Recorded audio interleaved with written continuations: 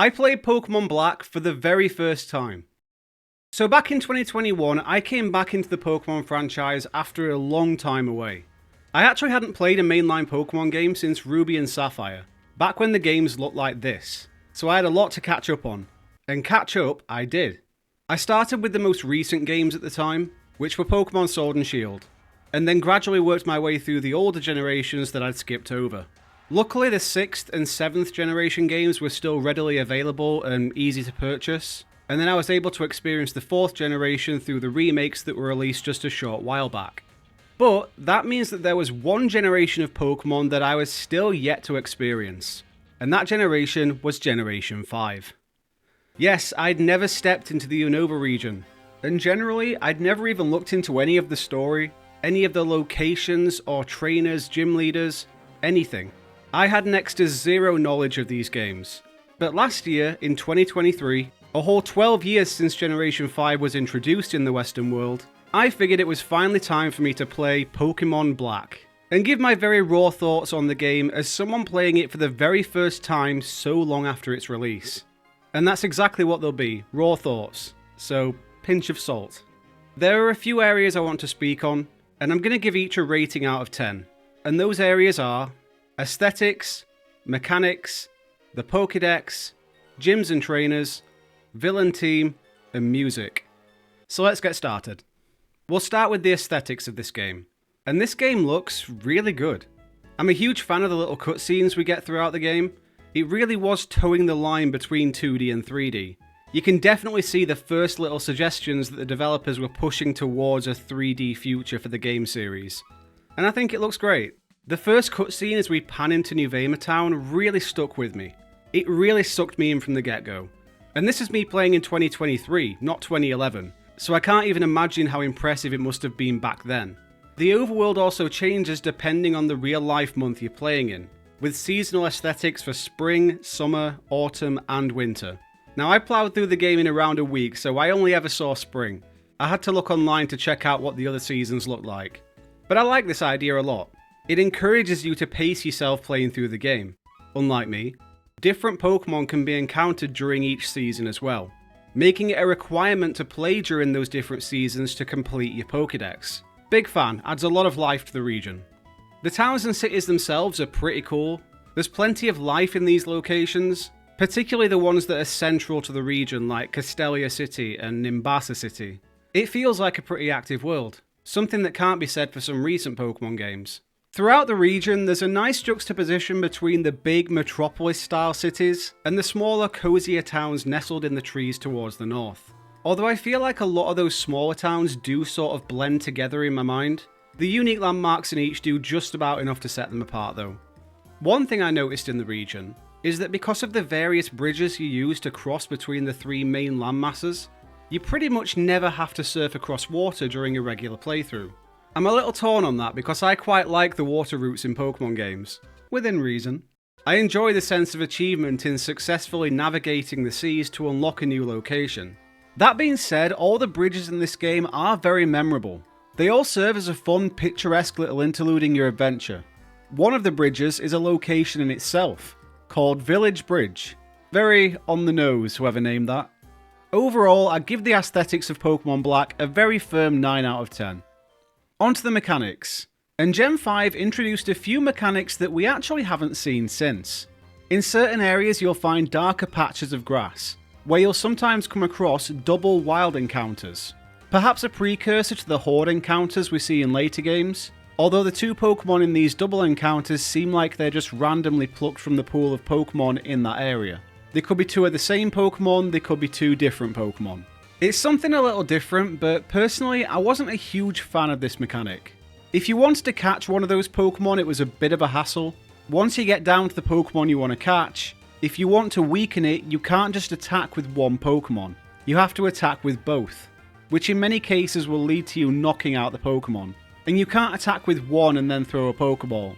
So the workaround, if neither of your Pokémon has a non-damaging move, which could be a skill issue on my part, let's not discount that, seemed to be to attack with one Pokémon and keep switching out the second one. Overall, I just prefer horde encounters. Black and White introduced triple battles too, which is what it says on the box. It's 3v3 battles. It also introduced triple rotation battles, where each trainer sends out 3 Pokemon, but you only use one at a time, and sort of rotate between those 3. Interesting addition to battling. I'd never seen this before playing this game. I can absolutely see the appeal for hardcore Pokemon battlers, but for me, as a more casual player, it was a little too much. The more traditional 1v1 and 2v2 battling is more than enough for me. So yeah, A for effort, I'm just not the demographic for it. We also got the Battle Subway, which is essentially this generation's battle tower. Again, great for people who are into the Pokemon battles. And the Pokemon Musical, which is this generation's take on Pokemon contests, and provides a fun little side game for anyone that wants an alternative to battling. Both totally optional, nice to have, it's free extra content, I'm never going to complain about that. Overall, there's a clear attempt to do something different with these games when it comes to Pokemon battling, but in my opinion, the games wouldn't lose anything if you remove double encounters and triple battles. They don't seem to serve any specific purpose. It's change for the sake of change in my eyes, so mechanics get a 6 out of 10. The Pokédex then. And this game did something very gutsy with the dex. Until you beat the base game, you will only be able to catch and encounter 5th generation Pokemon. There are no Pokemon from earlier generations available until after the credits roll. People's opinions on this seem fairly mixed from what I've heard, but honestly, I'm all for it. It forces you to engage with the new Pokemon introduced in Unova, and really experience the region in the most authentic way possible. I'm someone that generally makes a point of only using new Pokemon in my first playthroughs anyway, so it's kind of expected that I'd have this opinion. So to play devil's advocate a bit, Pokemon games do often use the biomes of new regions to add to and build on the characters of older Pokemon. An older Pokemon that maybe wasn't as popular in its home region can be given a fresh breath of life in a newer one, but we're forced to wait until the post-game for that, after we've already explored pretty much the whole region and cemented the environment and all their contents in our minds. So I can see both sides of this. Overall though, I like it.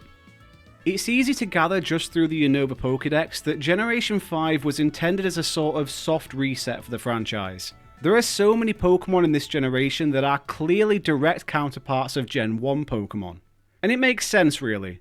These games were released well over a decade after the first games, Red and Blue, meaning the franchise now had a whole new generation of potential Pokemon fans to market themselves to.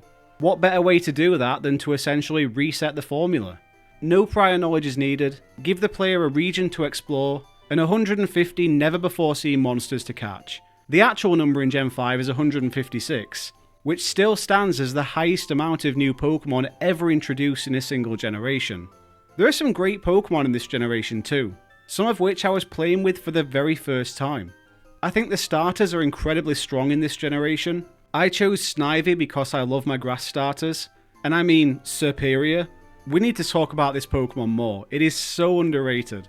Blitzel and Zeb Striker have easily cracked into my top 20 as a result of playing this game. And there's the Clink line, the Litwick line, Cryogonal, Drudigon. And you know what, I'm going to get flamed for this, but I even like the Elemental Monkeys. I think they have a quirky charm to them. But that's all I'll say, because I know people have some very strong opinions on these Pokemon. Feel free to let me know yours in the comments.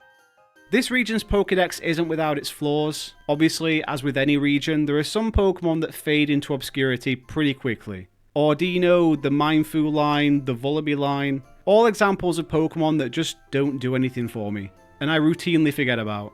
That's all in the eye of the beholder though. All in all, this is a very strong Pokédex, and I'm going to give it an 8.5 out of 10. The gyms in this game remind me a lot of the Generation 3 and 4 gyms, but taken to the next level twice over. Each gym has a strong theme to it that's incredibly well integrated into its puzzles. They're just the right amount of challenging too. A couple of my favourites being the first gym, which teaches basic type matchups not only through the initial puzzle, but also by having 3 gym leaders. The one you face being the one strong against your starter. But you're also encouraged to go and receive one of the elemental monkeys just outside of that city. The one you receive being the one that's strong against their Pokemon, completing that initial grass, fire, water triangle. And also the 4th gym in Nimbasa City, an electric type gym in the middle of a theme park, where you ride roller coasters around this neon lit interior to find your way to the gym leader. I had so much fun in this gym, I absolutely loved it. It's easily become one of my favourite gyms in the entire Pokemon franchise. And it's exactly what I feel a gym needs to be in Pokemon. Because do I remember much about the gym leader battle? Not really. But the gym is so incredibly memorable because of how well its theme is executed. Another thing I wanted to mention, going into the Pokemon League, there are a series of gates that you pass through, with those little rooms themed on each gym badge. And this is such a chef's kiss moment. And I say that because usually something like that would be needless and tedious. The way you're sort of forced to take a brief pause and recap the journey you've been on to get to this point, it's brilliant. These passages hook you back in again. They build you back up for these hugely important battles ahead. The Pokemon League, it's okay. It's nothing spectacular, but then again I guess it's not really supposed to be. It's the very end that has all the theatrics.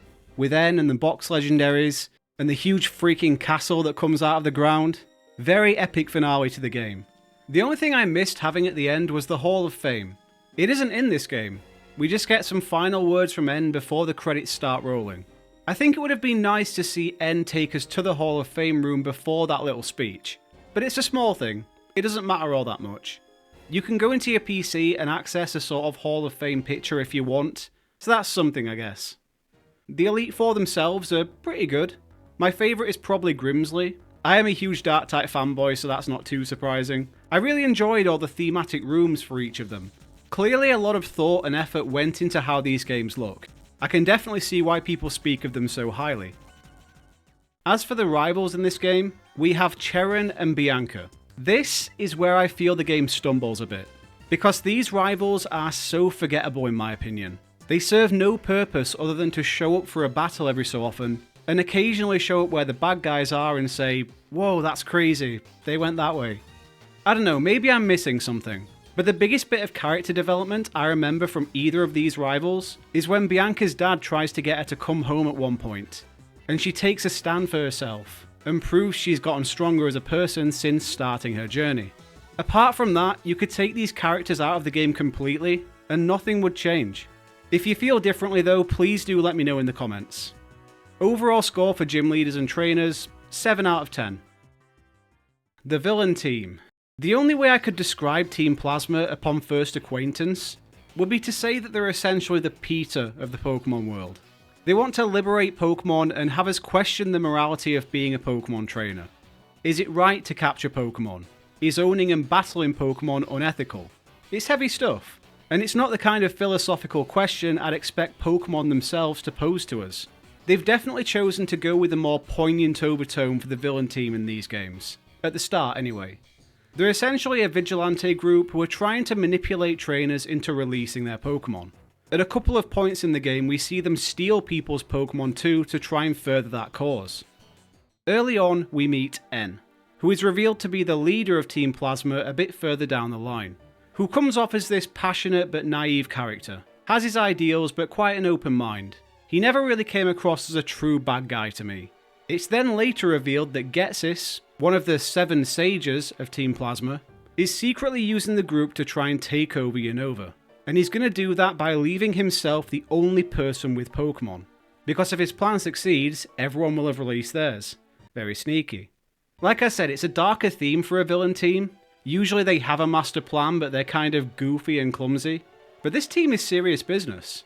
I took them way more seriously than, Team Magma and Aqua, for example.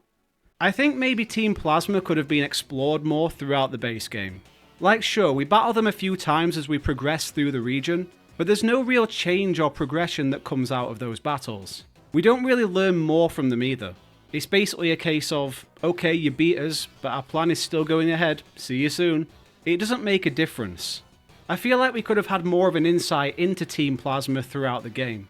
A bit more backstory, how it got to this point, how Getsis first got involved with Team Plasma. We don't properly learn about these 7 sages until the post-game. It's a good, fresh idea for an evil team. I like Team Plasma on paper. I just wish the base game fleshed them out a bit more. The evil team in this game gets a 7 out of 10.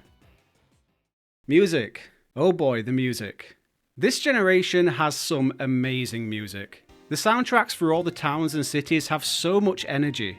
I actually found myself stopping every so often just to cat jam to the music. It's very orchestral, uses a lot of different instruments. There's some more electronic sounding tracks in there too. and somehow it all transitions very well.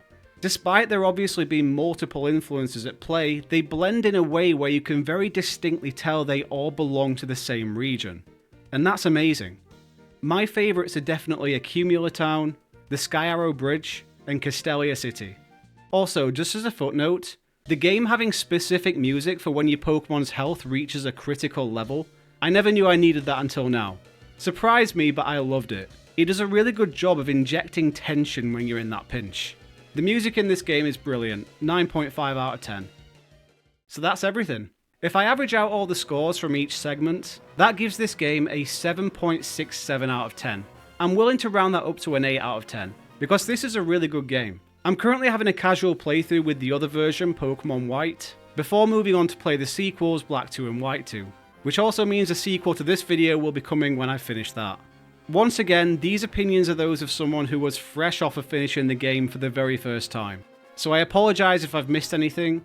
In fact, I'm almost certain I have missed multiple things in places. But this is exactly what I wanted this to be. I wanted it to be my raw thoughts upon finishing the base game. So don't take this too seriously. Also, a fun bit of trivia, this video was initially supposed to be my very first video on this channel, written well over a year ago. At the time I couldn't really make it work, but I've revived it from the scrapped folder because I wanted to give it another go. I hope it's come out okay in the end. If you think it has, please do drop a like on this video. The more engagement this gets, the more motivated I'll be to crack on with the Black 2 White 2 video. If you've made it to the end here, thank you so much for sticking around, I really do appreciate it. Feel free to subscribe to the channel for more Pokemon videos. We're edging towards 3,000 subscribers now, which is crazy to think about. Thanks so much for even getting me close to that number. So yeah, thank you so much for watching, have a great day, and I will catch you all in the next one.